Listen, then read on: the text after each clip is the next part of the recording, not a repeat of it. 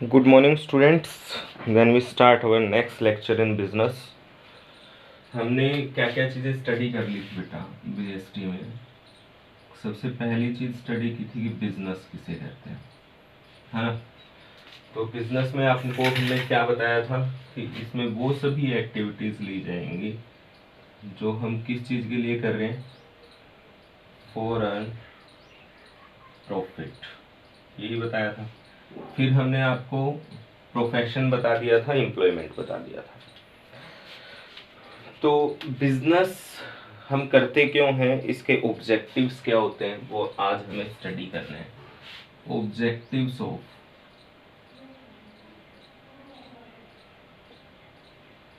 Business, ठीक है बेटा। तो बिजनेस को करने के बेटा दो ऑब्जेक्टिव्स होते हैं। पहला ऑब्जेक्टिव जो होता है वो इकोनॉमिक ऑब्जेक्टिव होगा, इकोनॉमिक ऑब्जेक्टिव। दूसरा होगा बेटा सोशल ऑब्जेक्टिव, ठीक है। अब कोई भी बिजनेस चलाने के लिए, ठीक है, अगर हमने बिजनेस कर लिया तो बिजनेस चलेगा कब, ठीक है, वो इन दोनों ऑब्जेक्टिव्स पे डिपेंड करेगा, इकोनॉमिक ऑब्जेक्टिव्स पे और सोशल ऑब्जेक्टिव्स पे, ठीक है। आया बेटा समझ में।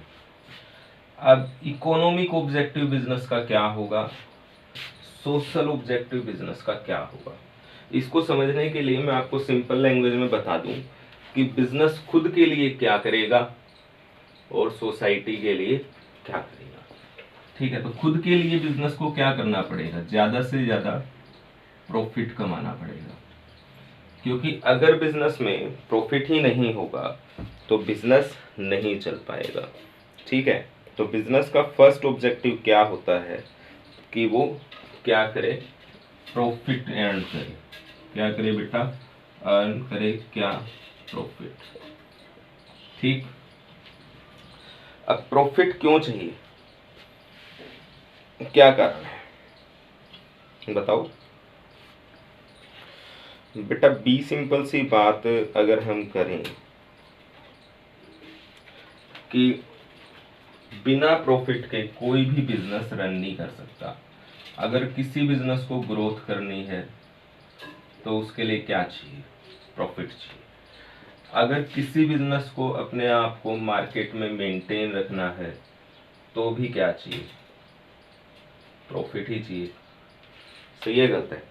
अगर किसी बिजनेस में प्रॉफिट ही नहीं होगा तो ना तो वो बिजनेस अपने आप को ग्रो कर पाएगा और ना ही वो अपने आप को मार्केट में मेंटेन कर पाएगा, ठीक है। तो प्रॉफिट कितना होना चाहिए। अब हमारे पास डाउट क्या है कि जी प्रॉफिट तो अर्न करेंगे, हाँ, बिजनेस को चलाने के लिए प्रॉफिट तो चाहिए, बाकी प्रॉफिट कितना चाहिए, इसमें भी दो बातें हमारे सामने आती हैं।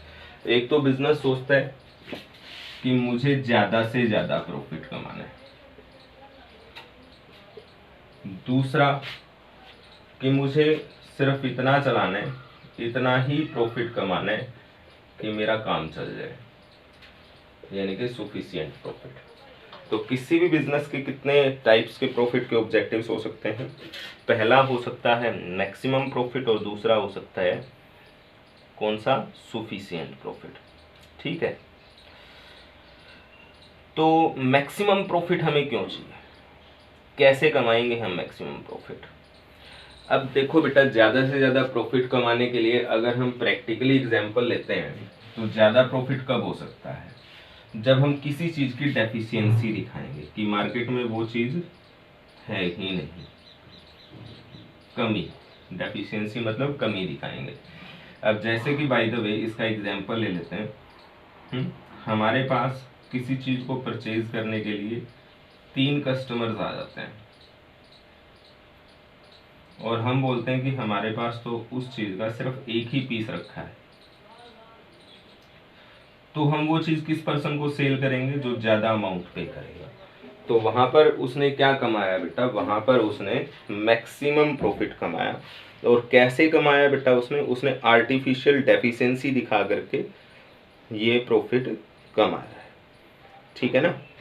ओके, अब सुफिशियंट प्रॉफिट वो कैसे कमाएगा?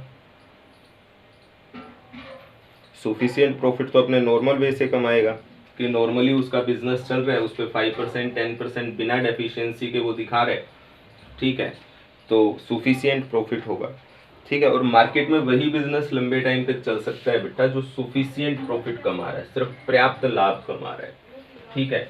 जो पर्सन ये सोचता है कि मैं एक दिन में ही बहुत सारा पैसा कमा लूँ, वो बिजनेस मार्केट में लंबे टाइम तक ग्रो नहीं कर सकता। उसको सुफिशियंट प्रॉफिट कमाना पड़ेगा अपने ऑब्जेक्टिव्स को पूरा करने के लिए, ग्रोथ करने के लिए और मेंटेन रखने के लिए, अपने आप को बिजनेस में बनाए रखने के लिए। समझ में आ गया? ओके, अपने आप को मार्केट में रिकॉग्नाइज करने के लिए, है ना, कि लोग उसी के पास आए। उसके लिए क्या जरूरी है? अगर कोई पर्सन कोई चीज महंगी देगा तो उसके पास कोई नहीं जाएगा, ठीक है ना।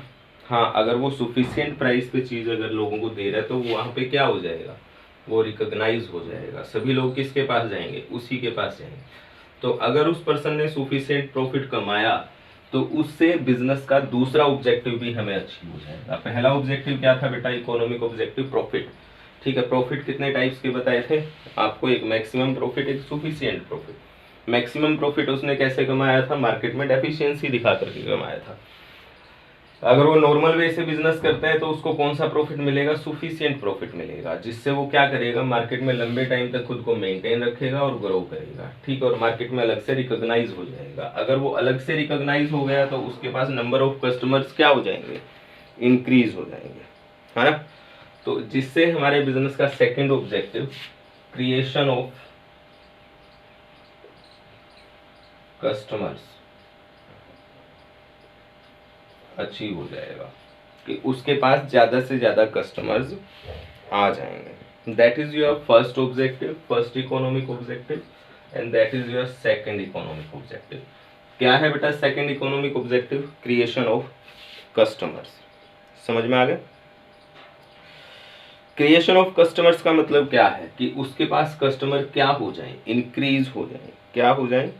इंक्रीज हो जाए, ज्यादा से ज्यादा कस्टमर उसके पास आ जाए, ठीक है, आ गया। That means attract more and more, attract करे वो किसको? ज्यादा से ज्यादा, मोर एंड मोर, ठीक है, पोटेंशियल कस्टमर्स जो उसके पास रेगुलर आएंगे। आया बेटा कुछ समझ में? ज्यादा से ज्यादा कस्टमर्स को अगर वो अपनी तरफ अट्रैक्ट कर सकता है तो उसका रिजल्ट क्या आएगा? उसको प्रॉफिट मिलेगा। क्या मिलेगा? प्रॉफिट कब हो सकता है? Only when there is someone to purchase the product, ठीक है ना। अब हम शॉप करके बैठ जाए, कोई कस्टमर हमारे पास आई नहीं, तो प्रॉफिट कैसे होगा? तो प्रॉफिट कब होगा बेटा? प्रॉफिट तब होगा जब समवन, कोई पर्सन, परचेज द गुड्स, जब कोई पर्सन हमसे क्या खरीदेगा? गुड्स खरीदेगा, तभी प्रॉफिट होगा। अगर कोई हमसे गुड्स खरीदने ही नहीं आएगा तो प्रॉफिट कैसे होगा? नहीं होगा, ठीक है। अब बेटा हमने दो ऑब्जेक्टिव स्टडी कर लिए। पहला था profit, that is our economic objective, ठीक है। For growth and market, maintain in market we have to earn profit. It have two types, the first is maximum profit, second is sufficient profit. Maximum profit can be earned by deficiency, okay, and sufficient profit अगर वो earn करेगा by its regular activities, then क्या होगा बेटा? business can grow and maintain in market and recognize in market, okay। अगर वो recognize हो जाता है तो हमारा दूसरा ऑब्जेक्टिव अचीव हो जाता है, क्रिएशन ऑफ कस्टमर्स, ठीक है। यानी कि उसका दूसरा जो ऑब्जेक्टिव है वो क्या हो गया? कि उसके पास ज़्यादा से ज़्यादा कस्टमर्स आए। कौन से कस्टमर? उसके रेगुलर कस्टमर्स, ठीक है। क्योंकि प्रॉफिट तभी होगा जब उससे कोई गुड्स परचेज करेगा। अगर कोई उससे गुड्स ही परचेज नहीं करेगा तो वो पर्सन प्रॉफिट अर्न नहीं कर पाएगा। आया ना बेटा समझ में? ओके, तो अब ये ज़्यादा से ज़्यादा कस्टमर्स हमारे पास कब आएंगे? एक तो हम हमारे पुराने ढांचे पे चले हुए हैं, कुछ नया ही नहीं कर रहे, कोई नई टेक्नोलॉजी नहीं लेके आ रहे, कोई नई गुड्स नहीं लेके आ रहे, तो बी सिंपल सी बात है कि हमारे पास कस्टमर्स नहीं आएंगे। हमारे पास नए नए कस्टमर्स ज़्यादा से ज़्यादा कस्टमर्स तभी आ पाएंगे जब हम क्या करेंगे बेटा, इनोवेशन करेंगे। That is our third economic objective. ठीक है, इनोवेशन मतलब कुछ ना कुछ नया करेंगे, रेगुलर कोई नई नई टेक्नोलॉजी हम लेके आएंगे। ठीक है ना, आ गया होगा समझ में।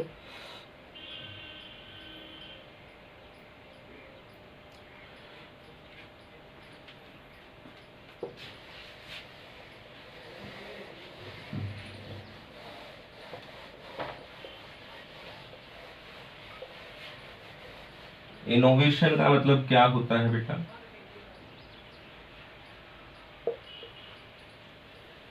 कुछ नया करना।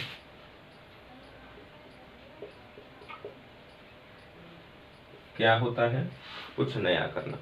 अगर हम मार्केट में कुछ नया लेके आएंगे तो ही हमारा बिजनेस क्या करेगा, ग्रो करेगा, नए नए कस्टमर्स आ पाएंगे, समथिंग न्यू जो मार्केट में पहली बार आया हो। ठीक है ना, आया बेटा समझ में। Business can be grow and existence only by innovation, that means something new. Okay, आ गया होगा बेटा समझ में। ओके, जैसे कि न्यू प्रोडक्ट्स जो मार्केट में आए ही पहली बार होंगे, न्यू सर्विसेज। क्यों, वही बिजनेस मार्केट में टिक पाएगा जो नए नए प्रोडक्ट्स, नई सर्विसेज, न्यू टेक्नोलॉजीज।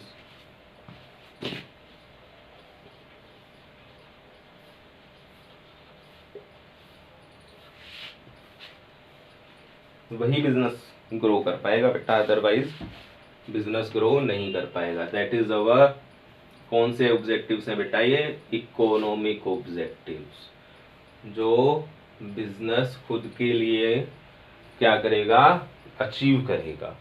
पहला क्या था, प्रॉफिट। प्रॉफिट कितने टाइप्स के थे, 2, मैक्सिमम प्रॉफिट एंड सुफिशिएंट प्रॉफिट। हमें अगर ग्रोथ करनी है, मार्केट में खुद को बनाए रखना है, तो कौन सा प्रॉफिट अर्न करेंगे, सुफिशिएंट प्रॉफिट। उसका रिजल्ट क्या आएगा, हम मार्केट में रिकॉग्नाइज हो जाएंगे, नए नए कस्टमर्स हमारे पास आ जाएंगे, जिससे हमारा दूसरा ऑब्जेक्टिव क्रिएशन ऑफ कस्टमर्स जो है वो हमें अचीव हो जाएगा, हमारे नंबर ऑफ कस्टमर्स इंक्रीज हो जाएंगे। ठीक है, वो क्या करेंगे बेटा, हमसे ज़्यादा से ज़्यादा गुड्स जो है वो परचेज करेंगे, जिससे हम क्या करेंगे, प्रॉफिट अर्न करेंगे। और ज़्यादा से ज़्यादा कस्टमर्स हमारे पास कब आएंगे, जब हम इनोवेशन करेंगे, यानी कि समथिंग न्यू करेंगे। Okay, new technologies, new products, new services अगर हम मार्केट में लेके आएंगे, तभी हमारा बिजनेस जो है वो मार्केट में चल पाएगा। हम अपने आप को मार्केट में मेंटेन रख पाएंगे और प्रॉफिट को अर्न कर पाएंगे, और कस्टमर्स को क्या कर पाएंगे बेटा, इंक्रीज कर पाएंगे। दीज आर 3 ऑब्जेक्टिव्स, यानी कि economic objectives of business. In next lecture we discuss about the social objectives. Okay beta, then in this lecture you study about economic objectives of business. Okay beta, okay.